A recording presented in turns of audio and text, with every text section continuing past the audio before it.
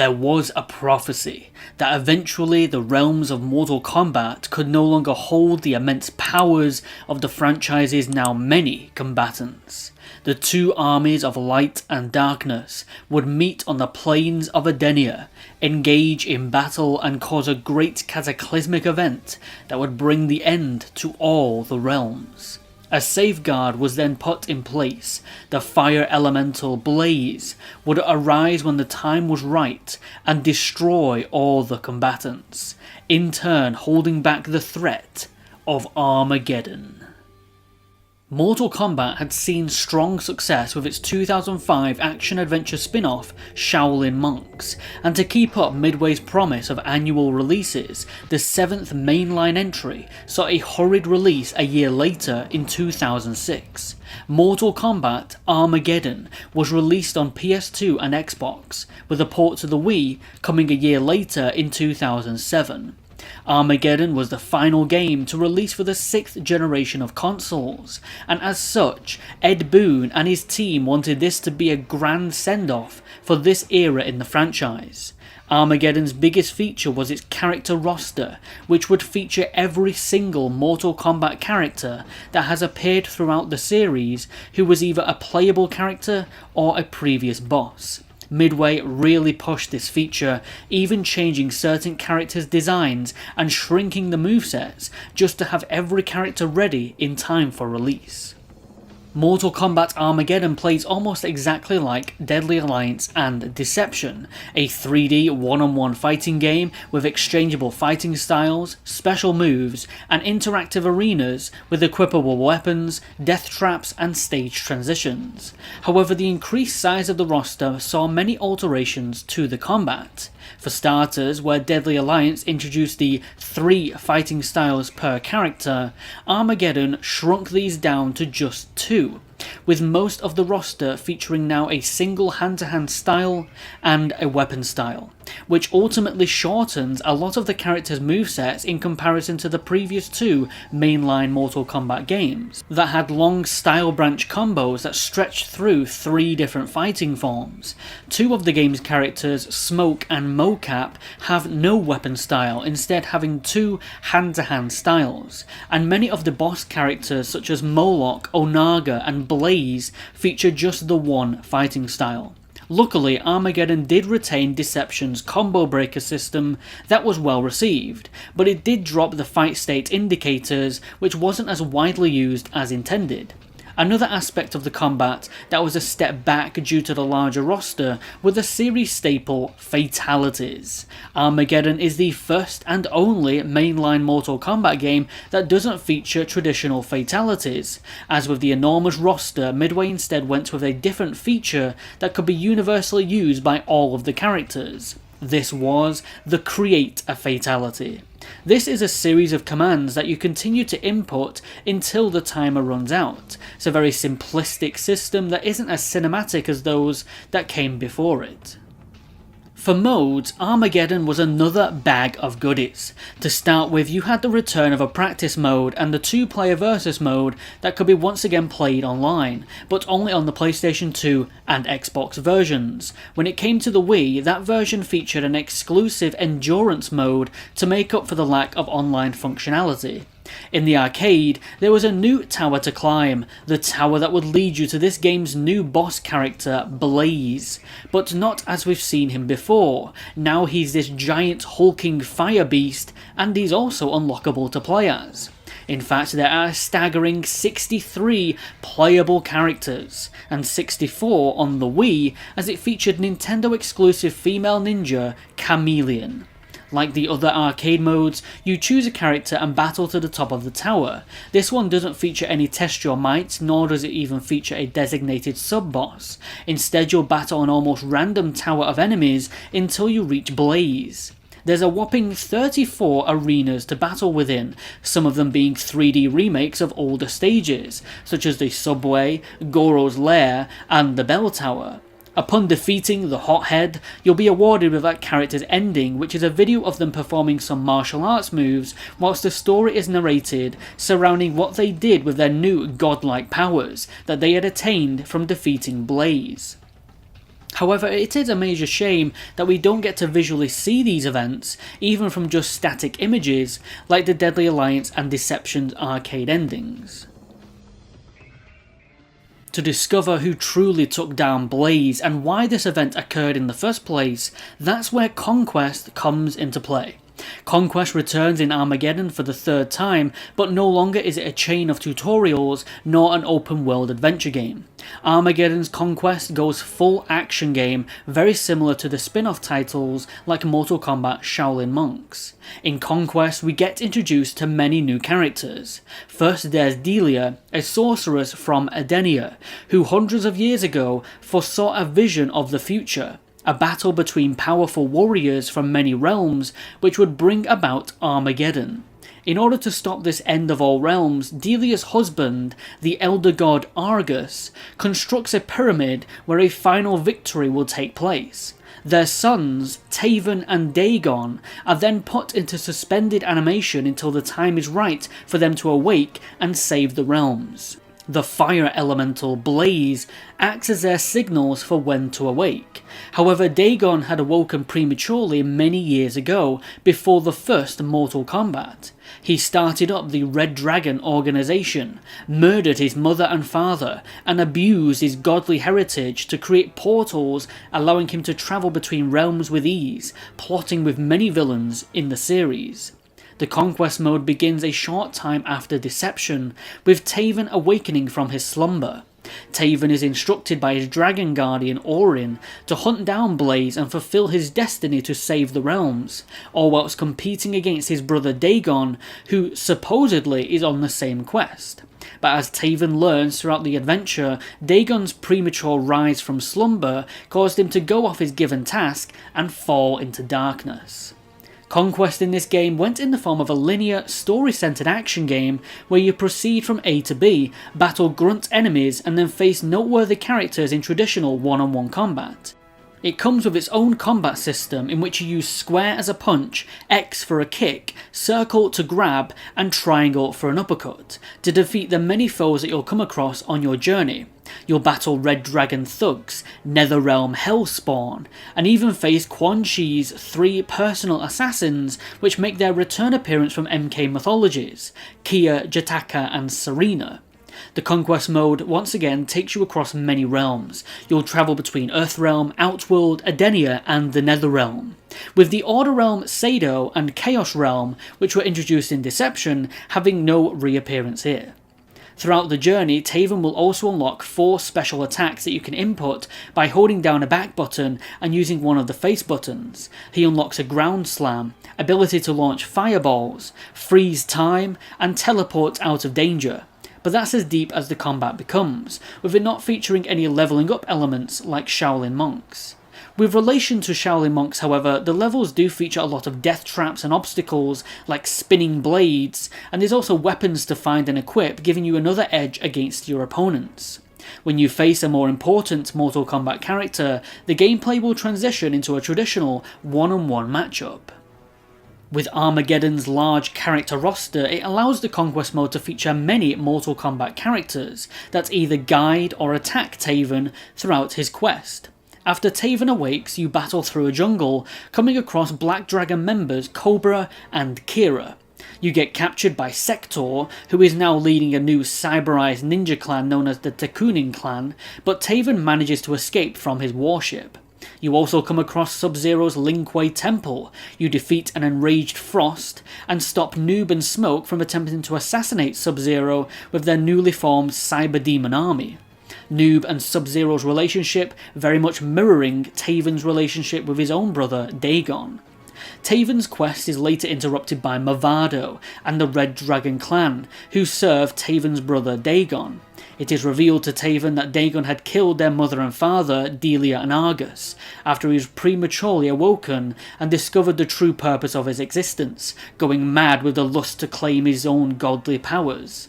Taven begins to trace down Daegon, which leads him to the Netherrealm, confronting another elder god, Shinnok. Using his evil trickery, Shinnok gains Taven's trust and uses him to reclaim his Netherrealm tower, which had been besieged. All just a ruse, however, to spin Taven off Daegon's tracks. Taven next ends up in Shao Kahn's fortress in the realm of Outworld, which inside he meets Deception's protagonist, Shujinko, who was trapped within Shao Kahn's dungeons. Taven frees Shujinko and the Old Master guides him to a meeting taking place in the levels above, a meeting between the most evil of villains that the series had seen. Onaga, Quan Chi, Shao Kahn and Shang Tsung plot to team up for a short time just to win this forthcoming battle, allowing one of them to claim the Blaze's power for themselves. The new Alliance of Darkness travel through the portal to Edenia, and while Taven attempts to quickly follow them, he is stopped by Raiden. Now no more twisted than the previous villains who occupied the room, Taven is surprised to see Raiden has turned against him. Raiden has allied with Shao Kahn. He does not care for the battle ahead, as he has struck a deal with the Emperor of Outworld that Earthrealm will stay independent when Shao Kahn's forces have won the battle, so long as Raiden stops Taven from completing his quest. However, Raiden is unsuccessful. Taven then takes the portal to Edenia. Through the portal he finally comes face to face with his brother Daegon. They battle as Blaze watches on who will be the victor, but ultimately it is Taven that succeeds and slays his brother.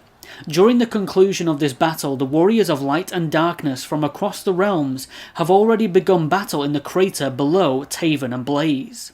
Taven asks what the true purpose of his quest was for, and why it has lost him his entire family.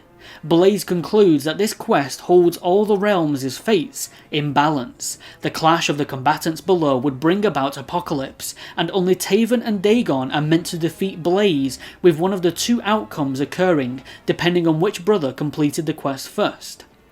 It would either destroy all of the warriors below, or strip them of their powers and abilities. Taven asks why Blaze can't just let him win, but Blaze exclaims that he must act according to his creator's design, and that Taven must defeat him in combat. The Pyramid of Argus rises from underneath the crater, and Blaze teleports to the top, turning into a monstrous form, and the race to him begins. Now this is where the Mortal Kombat timeline can get tricky, but I'll explain in further detail why in the Mortal Kombat 9 video. For now, if we just played Mortal Kombat Armageddon with no context of the future Mortal Kombat games, then this entire Conquest mode would be canon to the timeline. In the finale of Conquest mode, it is Taven that battles Blaze, the final boss of the mode. With the destruction of Blaze, the godly energies pass into Taven. However, unforeseen, the energies also pass into all of the combatants who participated in the Battle of Armageddon, increasing their powers instead of stripping them. Taven, now the godly protector of Edenia, vows to hold off Armageddon until a new solution is found, and that brings an end to the conquest and the story of Mortal Kombat Armageddon. With Blaze defeated, let's go to the roster. Mortal Kombat Armageddon boasted a full total of 63 playable characters and 64 on the Wii. At the time, not only was this the biggest Mortal Kombat roster we had ever seen, but it was also the second biggest fighting game roster, surpassing Marvel vs. Capcom 2's 56 character roster, but just 3 characters away from topping the King of Fighters 2002's roster of 66 characters. Still, 64 characters is a hell of a lot. First I'm going to go through all the ones that return from Deadly Alliance and Deception, with very little changes made to them. Second, we'll go through the returning characters from pre-Deadly Alliance that see their first time in this engine and with new designs. And lastly, we'll look at the only 2 newcomers in Armageddon. Also, I may only briefly go through a lot of the roster, but it's because a lot of them didn't really get much backstory on why they're here in Armageddon and involved in this conflict. It's just everyone's back and they're now fighting. So returning characters from Deadly Alliance and Deception, we have Scorpion, back with his attire that he wore in Shaolin Monks. His styles are the same Hapkido, and he wields the Mugai Ryu ninja sword.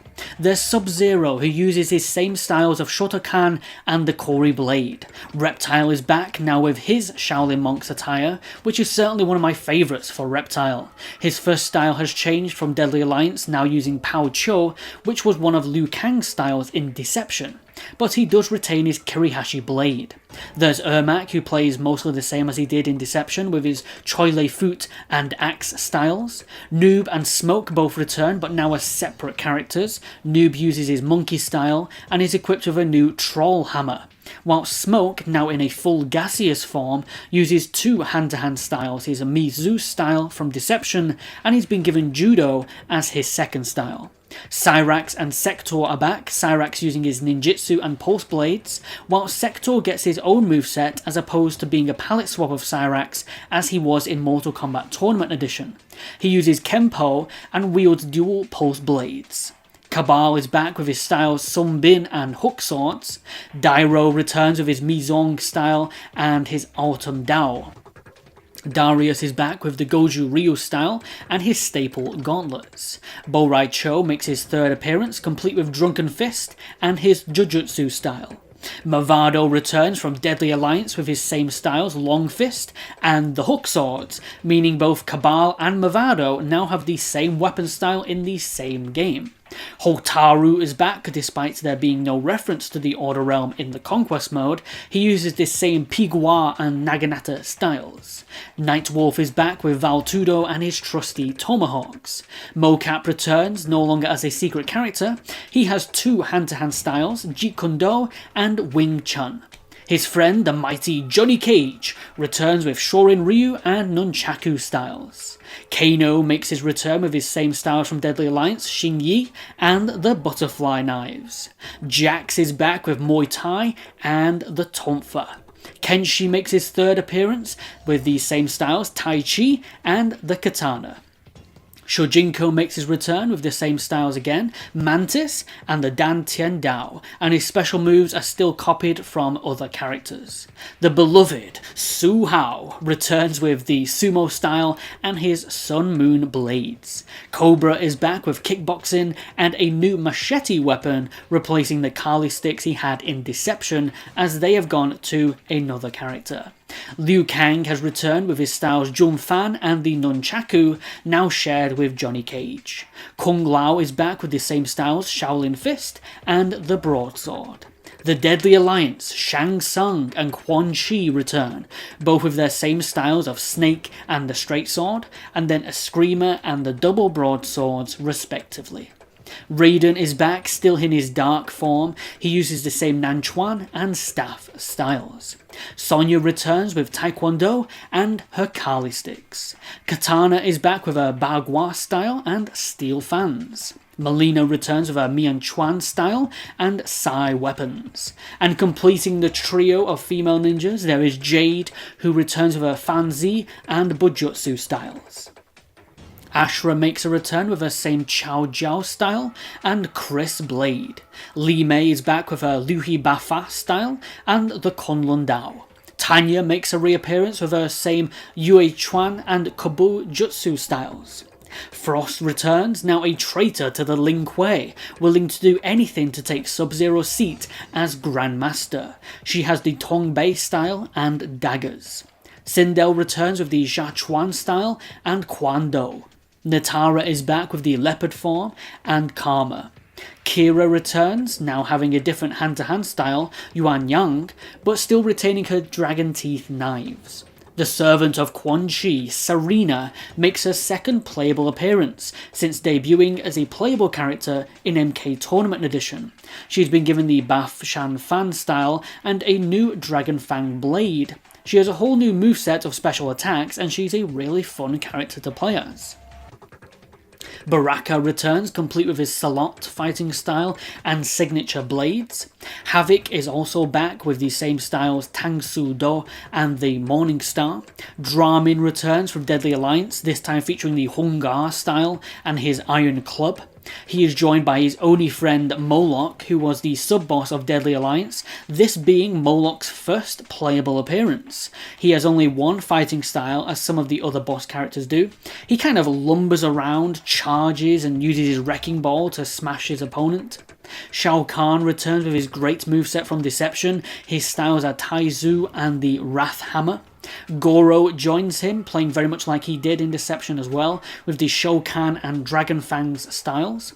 The Dragon King Onaga is back, now playable for the first time. He's one of the tallest characters in the game, and much like Moloch, only features the one fighting style, but he's a tank, with fire-breathing attacks, and he uses his wings to escape or launch at his opponent.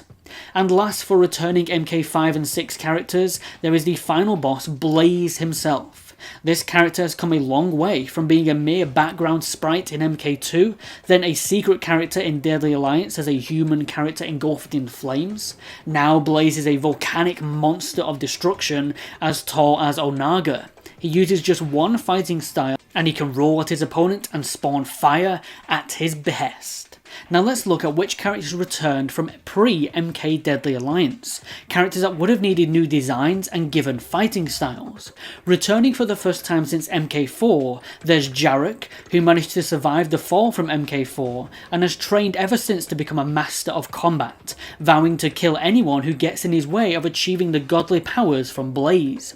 He has been given a new lasso in his moveset, which allows him to grab opponents from afar and perform a similar lunge move to Movado. He uses the dragon form and wields an axe. He has been updated a lot, no longer resembling a Kano clone as he was back in MK4. Reiko makes his return, now working for Shao Kahn, acting as one of his army's commanders. He sided with the forces of darkness in the Battle of Armageddon. His styles are Yin Yang, and he wields a hammer similar to Shao Kahn. He also has some cool new special moves, including one where he charges at his opponent with a holographic Shao Kahn helmet appearing around his head. The god of wind, Fujin, is back, hoping to restore Raiden and Liu Kang to their original selves. He battles with the forces of light, he comes with new wind-based special attacks, and his styles are Liu He and the Devastator Blade. Kai makes his second appearance, playing not too dissimilar to Liu Kang. He doesn't have much story other than he returns to aid the forces of light in the battle. His styles are Moifa, and he wields a spiked club. Shinnok returns, hoping to defeat Blaze himself so that he can retain his Elder God status. I love his new special attacks that have him use magic to conjure his staple skeletal hands. His styles are Kyosho, and a large staff with his amulet inside. And then there's Meat, who was originally just a secret character skin, this being his first appearance where he has a dedicated moveset, such as being able to slide on his own juices and launch his head at his opponent. It is explained that Meat is an unfinished experiment of Shang Tsung's that escaped his flesh pits. His styles are wrestling, and he wields meat cleavers. Now returning since Mortal Kombat Trilogy, there is Rain, the half-brother to both Taven and Daegon, being a son of Argus himself. He dons new royal attire which looks awesome, and he's equipped with the Storm Sword and has the Ziran Men style. Rain, despite being related to Taven and Daegon, still pursues Blaze for his own evil greed and fights on the side of darkness. Chameleon makes his second appearance, apparently having watched all the events in Mortal Kombat unfold over the years. Not much else is known about him besides fighting for the forces of darkness. His special attacks are all ripped from other ninjas' movesets, and his styles are Crane and Ninja Sword. Exclusive to the Wii version, there is also the female Chameleon, who returns, with a stunning new design for the second time since her initial appearance in the Nintendo 64 version of Mortal Kombat Trilogy. She was added back in the later Wii version of Armageddon due to popular demand. She fights on the side of light, and her moves come from Melina, Jade, Katana and Tanya, and her fighting styles are Eagle Claw, and she wields the Falchion. Striker returns with a new outfit, fighting for the side of light. He's equipped with a stun gun, grenades and machine gun. His styles are Hua Chuan and Nightsticks, which control much like Jax's Tonfas.